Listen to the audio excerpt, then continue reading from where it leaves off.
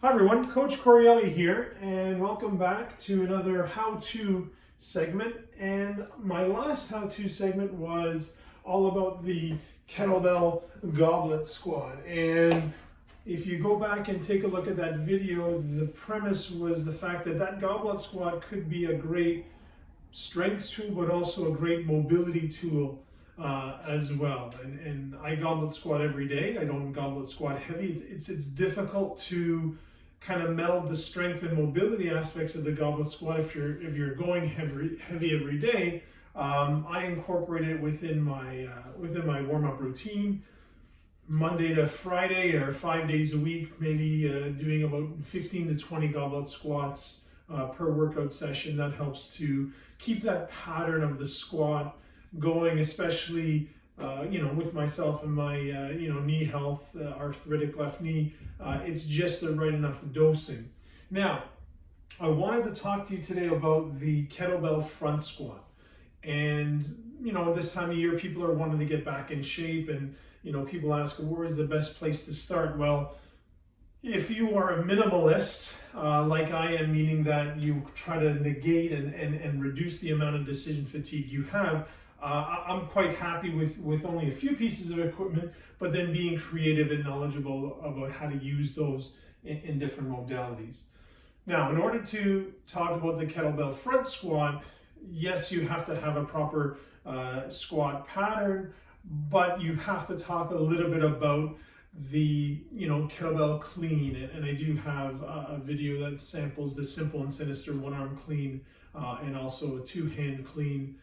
That's two hands on one bell, a two-hand swing on my YouTube channel. Also, there's a demonstration of a heavier double kettlebell clean. In order to do a double kettlebell front squat, you got to be able to clean the bells up into the rack position. And this will take, and I believe that in the kettlebell world, whether it be one bell or two bells, the kettlebell clean is probably one of the most technically demanding due to the fact that you have to tame that arc that the bell is going to take once it leaves the triangle and you're getting up into that hinge to plank transition. So I'll talk a little bit about that as we go. So if we were to do a kettlebell clean, just to show you quickly, the clean will take the same stance as, let's say, a two-hand or a one-hand clean, where the bell is well in front of me, about a foot in front of me. I'm in my good hinged pattern. I have a nice solid base. And if I were to swing two-hand, one-hand, or even perform a clean or a snatch at that matter, my starting position here is going to be exactly the same every single time. So your setup is your first rep. How you start is your first rep. If I were to do a one bell kettlebell clean into a transitional front squat, it's going to look something like this. I'm going to hike the bell between my legs. I'm going to stand up with aggression, hip hinge, extend my hips. But now I'm not going to let the bell propel forward. I want to tame that arc. I'm going to pull the bell towards me and punch through the handle to get into that nice rack position. Right here. So now that I'm in this rack position, my starting stance may be a bit too wide for me to go ahead and perform a squat. So naturally, I can bring it in. If your squat stance is hip width or maybe a little bit more, that's fine, because as we spoke about in our last video, if we keep pushing the knees outward, tracking the knees over the toes, you make enough room for your butt in the bottom end. Let me show you that again. So address the bell. Now I'm in this position, I can get my feet correct. What do I do with this other hand? Generate tension. Don't have it on touching your body. You can actually use, if you wanted to, you can use this hand as a support, but you don't want to get that rounded back. You still want to stay nice and strong within your back. Now, from here, if I'm doing a one-arm clean to front squat, my squatting rules are maintained. Spreading the knees out, tracking them over the toes as best as possible. Nice upright, strong back. Return the bell to the ground. there's a lot of value in learning a good clean, because the clean can lead to a squat, a press, a push press. There's so many different things. When you start to talk about kettlebell complexes, which is going to be a whole other topic in itself, there we're trying to string in 3-4 exercises in a row, and clean is usually one of the foundational ones that we do there.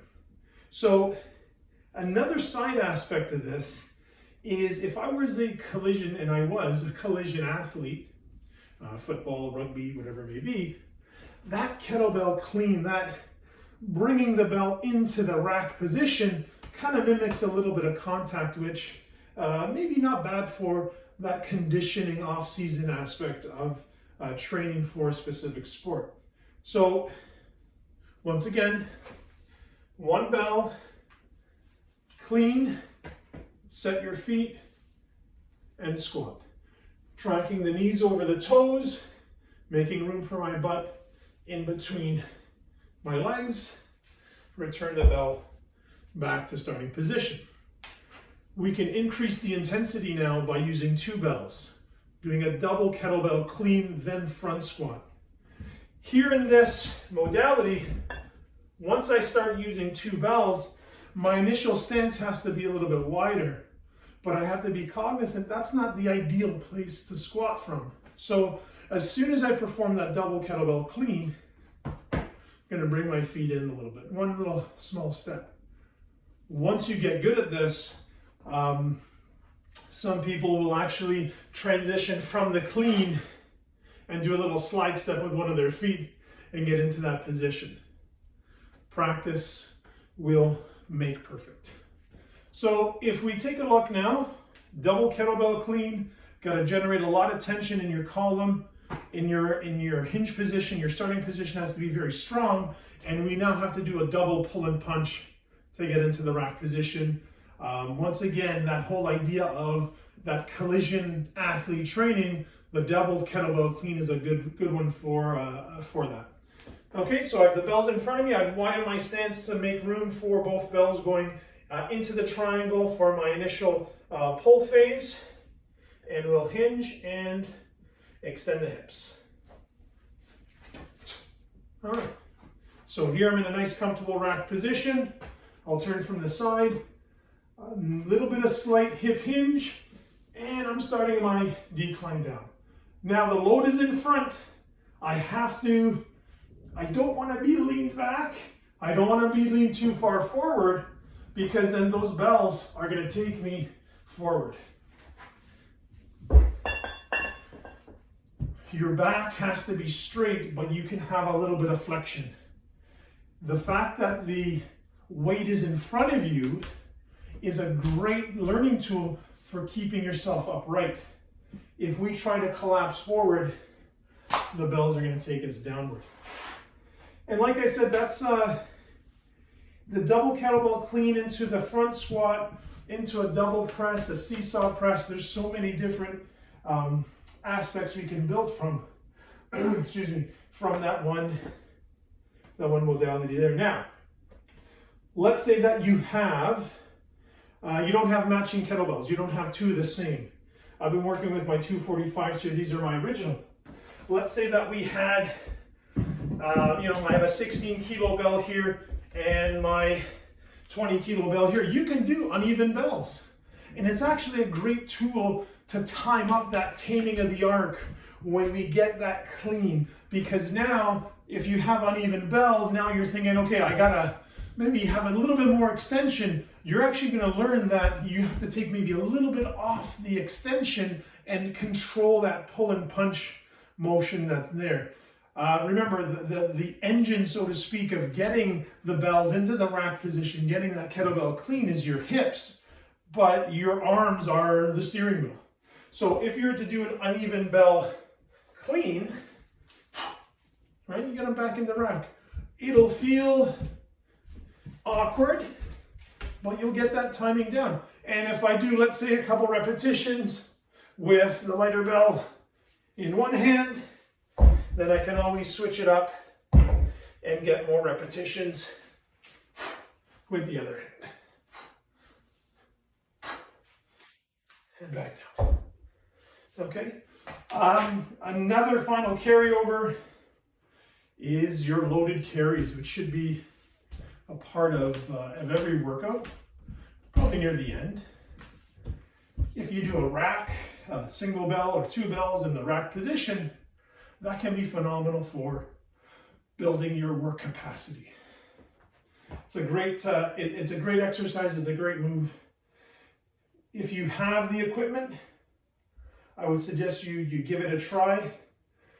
If it doesn't fit in with what you're doing now, there's nothing to say that you can't practice it every day as, let's say, maybe a finishing move, or you could incorporate in your warm-up. 2 sets of 5, 3 sets of 3, practice. You know, it may be beneficial to you. Thank you for watching. If you have any questions, comments, concerns, you can always email me. I look forward to hearing from you. CoachCorielli@gmail.com. And hope you enjoy the video. Enjoy.